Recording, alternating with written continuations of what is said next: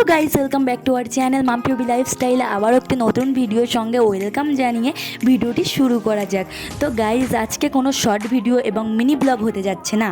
তোমরা ভাববে তাহলে কি ভিডিও হতে চলেছে। আজকে একটি রিকোয়েস্টের ভিডিও হতে চলেছে। তো রিকোয়েস্টটা কে করেছে তার নামটা আমাকে বারবার নিতে বলেছে। তো রাফিকা খাতুন আমাকে রিকোয়েস্ট করেছে যে সকাল থেকে দুপুর পর্যন্ত তুমি কী কাজ করো দিদিভাই, একটু শেয়ার করলে ভালো হয়। তো আজকে ভিডিওটা তার জন্য। আর রাফিকা, তোমাকে অনেক অনেক ধন্যবাদ আমাকে ব্লগ ভিডিও করার রিকোয়েস্ট করার জন্য এবং আমার ভিডিওগুলোকে ফুলফিল ওয়াচ করার জন্য। যাই হোক, অনেক তো কথা হলো, এবার মূল ভিডিওতে যাওয়া যাক। এখন সকাল 4:30 বাজে, আমি ঘুম থেকে উঠে পড়লাম। এখন দেখতেই পাচ্ছ তো, ঘরে লাইট জ্বালিয়ে আমি ভিডিও শ্যুট করছি। তার কারণ অনেক ভোর আর ঘরটা অন্ধকার। আর দেখতেই পাচ্ছ তো আমার কথাগুলো খুব ফ্রেশ আসছে, কারণ সকালে ঘুম থেকে ওঠাই ভালো। তো চলো ভিডিওটা শুরু করা যাক। তো দেখতেই পাচ্ছ, আমি আগে ঘুম থেকে উঠেই আমার সর্বপ্রথম যে কাজটা হচ্ছে আমার বেডটাকে ক্লিন করা। এরকম সবারই কিন্তু গোছানো জিনিসপত্র দেখতে ভালো লাগে, বা কেউ যদি সকালবেলা এসে থাকে যে ঘর বাড়ি গোছানো নেই বা কেমন লাগে যে না, ওদের বাড়ির বউটা গোছানো না। তো যাই হোক, বেশি কথা না বলে কথার কথা বলা যাক, যেটা ইম্পর্টেন্ট কথা সেটাই বলা যাক। দেখো, তোমাদের সঙ্গে কথা বলতে বলতে কিন্তু আমার বেডটা পুরো কমপ্লিটভাবে ক্লিন করা হয়ে গিয়েছে, খুব সুন্দরভাবে। তো জানি না, আমার ঘরটা সেভাবে এখনও ঠিকঠাক করা হয়নি। আমি বিয়ে করে এসেছি, তার কিছুদিন পরে এইসব আস্তে আস্তে কমপ্লিট করেছি, টুকটুক করে। তো আস্তে আস্তে কমপ্লিট করেছি। তো এখন আউটসাইড কিছু প্লাস্টার হয়নি, কারেন্টের কিছু কাজ করানো হয়নি, ওয়ারিং করা হয়নি, কিছুই হয়নি। তো বিছানাটা সবে আমি গুছিয়ে তোমাদেরকে দেখাচ্ছি যে এমনভাবে আমি গুছিয়েছি। আর এদিকে দেখতে পাচ্ছ নিচেই মশারি টশারি আছে, কিন্তু সেগুলো এখনও গুছিয়ে নেবো। সেই চেয়ারে দেখতে পাচ্ছ তো কিছু একটা জিনিস দেখতে পাচ্ছ না, ওখানে কিন্তু আমি কাঁথা আর মশারিটা গুছিয়ে রেখে দিই, আর ওই ওড়না দিয়ে ঢেকে রেখে দিই, নাহলে না খুব নোংরা পড়ে। আর এদিকে দেখতে পাচ্ছ ঘরটাকে খুব সুন্দরভাবে ঝাড় দিয়ে নিচ্ছি, কারণ ঘরে কিন্তু সারাদিন অনেক নোংরা পড়ে না, নোংরা আবর্জনা, তো পা দিতে কেমনই লাগে। তো সেই জন্য এখন দেখাবো তোমাদেরকে আমার পুরো ঘরটাকে। তো বাইরে থেকে ঘরটা কেমন লাগে সেটা তো অবশ্যই দেখাবো। আর এখন দেখো ঘরটা কেমন লাগছে, কতই সুন্দর না লাগছে। আমাদের সাজানো গোছানো জিনিস কার না পছন্দ লাগে বলো, কার না ভালো লাগে সাজানো গোছানো জিনিস দেখতে। এদিকে দেখো, এখনও ওয়ারিংয়ের কাজ সম্বন্ধে হয়ে বাকি আছে, এখনও কিছু বোর্ড টোট কিছু লাগানো হয়নি। আর এইদিকে দেখো শিব বাবার ফটো। আর এখানে দেখো ফ্রিজটার ব্লগ তোমাদেরকে দিতে পারিনি, তার জন্য অনেক অনেক সরি, কারণ এই ভিডিওটা দিতে পারিনি। এই নতুন ইদানিং হয়েছে ফ্রিজটা আমি কিনেছি। আর এদিকে বেডটাকে সুন্দরভাবে ক্লিন করে নিচ্ছি। আর সেই যে দেখতে পাচ্ছ খাটের ওখানে শাড়ি দেওয়া আছে, শাড়িটা দেওয়ার কারণ হচ্ছে একটাই, কারণ ওই ফ্রিজটা যখন টানে না খাটে টুকস করে লাগে, কারণ যদি কিছু হয়ে যায় দাগ দাগ, ওই জন্য। আর এখানে বললাম না একটুখানি আগে যে আমি কাঁথা রাখি, মশারি রাখি, তো সেটা ওখানে তোমাদেরকে আরেকবার দেখিয়ে দিলাম। আর এদিকে দেখো আমি আলমারির কভার দিয়ে রেখেছি। আর এদিকে নিচের যে শোকেস আনলার যে নিচের দু সাইড, এক সাইডে শাড়ি আছে আর এক সাইডে হচ্ছে আমার কুর্তি রাখা আছে, আর ওপরে আমার হাজব্যান্ডের জামা রেখে দিয়েছি। তো এরকমভাবে গুছিয়ে রাখার চেষ্টা করি। বাইরে থেকে দেখো ঘরটা কতই না সুন্দর লাগছে। তো ছোট্ট ঘরটাকে আমি এইভাবেই গুছিয়ে রাখি। তো আস্তে আস্তে ওদিকে দেখো পিছনে দুটো কিন্তু জানলা আছে, খুবই ভালো লাগে ঘরে জানলা থাকলে। তো চলো, অনেক কথা হয়েছে, এবারে আমি বাইরের দিকে যাব, কিছু ঝাড় দেওয়ার বাকি আছে এখনও। তো আমি দাবাটাকে একটু ঝাড় দিয়ে নিচ্ছি।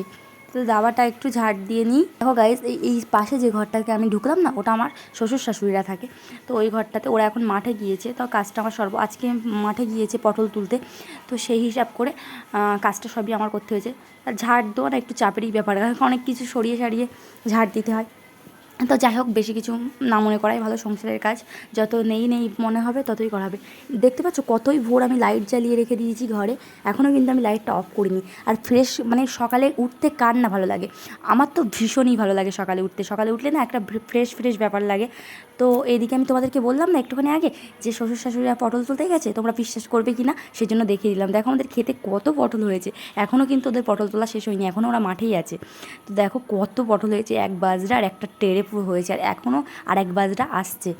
তো দেখো সেদিনকে রেমাল ঝড় হয়েছিল না, তো ভীষণ, যারা বাইরে থাকো অবশ্যই জানবে কী অবস্থা হয়েছে, অনেকের ক্ষতি হয়েছে। তো সেদিনকে সেই ঝড়টার জন্য এদিকে পাখা পুরো একদম তেরপল দিয়ে ঢাকা আছে, কারণ পাখা ভিজে যাবে সেই জন্য। তাও ঝড় উঠেছে, কারণ আমাদের সামনে নদী আছে, তো গনের জল উঠেছে। তো চলো আমরা আস্তে আস্তে ঘরের দিকে যাই। তো অনেকের অনেক ক্ষতি হয়েছে, তো আমাদের এইদিকে অতটা ক্ষতি হয়নি, আমরা যেখানে বসবাস করি সেখানে অত ক্ষতি হয়নি। সামান্য হালকা একটু হাওয়া হয়েছিল আর একটু বৃষ্টি ছিল। তো অনেক কথা বলতে বলতে আমি কিন্তু আমার ঘরগুলো গুছিয়ে নিয়েছি। এই ঘরটাতে থাকে আমার শ্বশুর শাশুড়িরা, আর যে পাশে যে ঘরটাতে থাকে সেই ঘরটাই কিন্তু আমরা থাকি। তো চলো পাশে, আর এই আমাদের যে দাবাটা না গাইস, তোমাদেরকে বলে বোঝাতে পারবো না, ভীষণ বড় দাবা করেছে। মানে দুটো ঘর, দুটো রুম আছে, আর একটু ডাইনিং আছে, ডাইনিং রুম, আর এইদিকে ভীষণ বড়। আর এই দেখো আমার ঘরটা দূর থেকে কত না ভালো লাগছে। তো অল্প একটুখানি ঘরের ভিতরে ছোট ঘর, তো যেটুকু সাজিয়ে রাখি মনের মতো ঘুরে রাখার চেষ্টা করি, তা সেভাবে হয় না। তো এবার আমি ঠাকুর ঘরে যাব।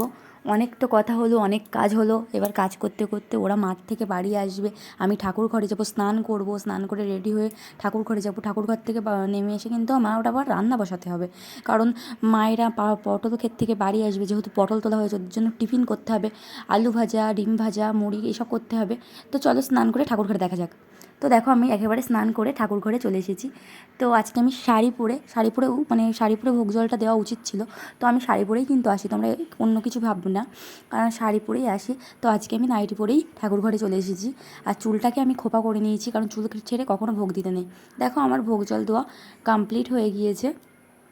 তো এই দেখে আমার কমপ্লিট হয়ে গিয়েছে। তো আমি আবার নিচে চলে এসেছি, তার কারণ হচ্ছে আমি সেই নাইটিটাই কিন্তু পরে আছি। তোমরা হয়তো বলবে একই নাইটি পরে আবার স্নান করলো বললো, আবার ঠাকুর ঘরে গেল। না গাইস, আমি ঠাকুর ঘরে গেছিলাম, ঠাকুর ঘরের কাজ কমপ্লিট করে কিন্তু আমি ওই নাইটিটা পরেছি। যদি বলো কেন ওই নাইটিটা পরেছি, কারণ রান্না করতে গিয়ে বা সবজি কাটতে গিয়ে আমাদের কিন্তু অনেক নোংরা লেগে যায়, সেই জন্য কিন্তু আমি ওই নাইটিটাই আবার ইউজ করছি। কারণ ওই নাইটিটা আমি ভিজাইনি, আমি একটা ছেঁড়া নাইটি পরে স্নান করে আমি কিন্তু আবার ওই নাইটিটা গায়ে অ্যাপ্লাই করে আমি কিন্তু আবার সবজি কাটছি এবং রান্নাও করব। কারণ নোংরা লাগুক, ছেঁড়া নাইটিতে লাগুক, কিন্তু নতুন নাইটি পরে পরবো। রান্নাবান্না করার পরে স্নান করে আবার একবার, গরমে যা গরম পড়েছে, আবার স্নান করে আবার ওই নাইটি পরবো। পরার পরে আর কোনো কাজ নেই, কারণ এক্ষুনি যদি আমি নতুন নাইটি পরে রান্নাবান্না করি, আমার অনেকটা নোংরা লেগে যাবে, তেল ছিটকবে, তো দাগ হয়ে যাবে, সেই জন্য। তো এদিকে আমি তোমাদের সঙ্গে অনেক কথা বলতে বলতে পেঁয়াজ আর আলুটা কেটে নিলাম, কারণ আলু বললাম না একটুখানি আগে যে ডিম আর আলু একসঙ্গে ভাজা হবে, কারণ ওদের মুড়ি দিয়ে খাওয়া হবে, মানে খেতে দেবো, ওরা মাঠ থেকে বাড়ি আসলে টিফিন দেবো ওটা।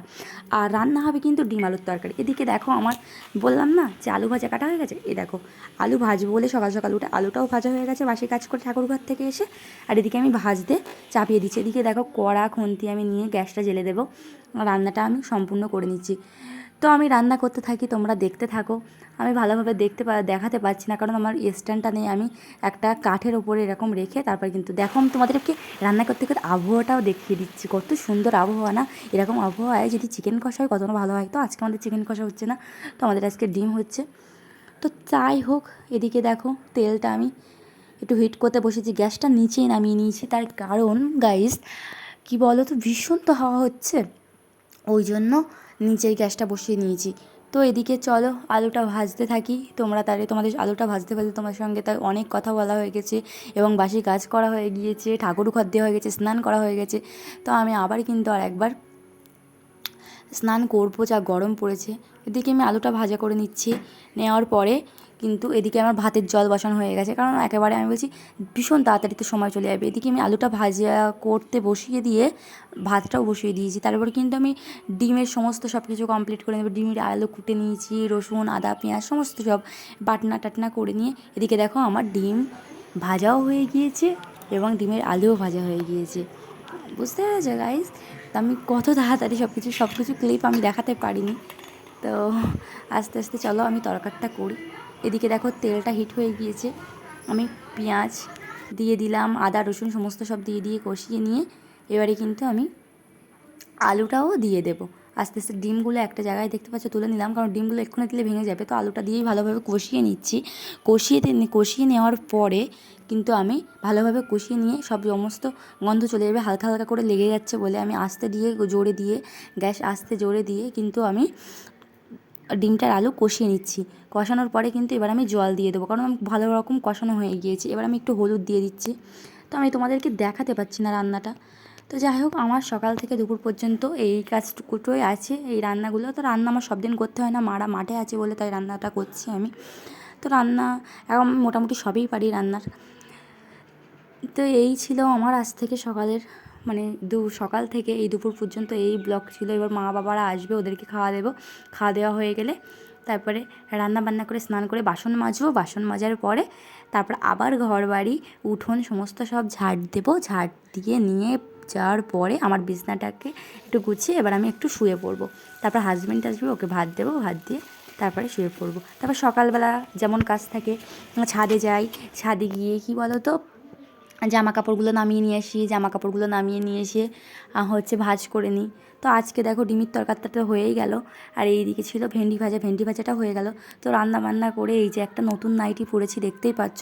তো নতুন নাইটিতে আবার কিন্তু স্নান করেছি, করে নতুন নাইটি পরে কিন্তু তোমাদের সামনেই একেবারে দেখা করছি। তো আজকের ভিডিওটা এই পর্যন্ত। যদি ভালো লেগে থাকে অবশ্যই একটা লাইক, একটা কমেন্ট, একটা সাবস্ক্রাইব করে যেও।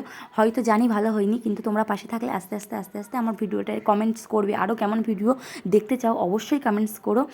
আর কেমন কি ভিডিও দেখতে চাও অবশ্যই কিন্তু বন্ধুরা কমেন্টস করবে। জানি না কেমন হয়েছে ভিডিওটা, যদি ভালো লাগে অবশ্যই আবার একবার বলছি একটা লাইক, কমেন্ট, সাবস্ক্রাইব করে যেও প্লিজ। কারণ এই ভিডিওটা করতে কিন্তু অনেকেই কষ্ট হয়েছে, যেহেতু আমি নতুন, অতটা পারি না। তো আমার সমস্ত সব কমপ্লিট করে নিয়ে কিন্তু তোমাদের সামনে এসছি। তো এরপরে নেক্সট টাইম কেমন ভিডিও দেখতে চাও অবশ্যই বলো। তো গাইজ, আজকের ভিডিওটা এই পর্যন্ত। সবাই সুস্থ থেকো, ভালো থেকো।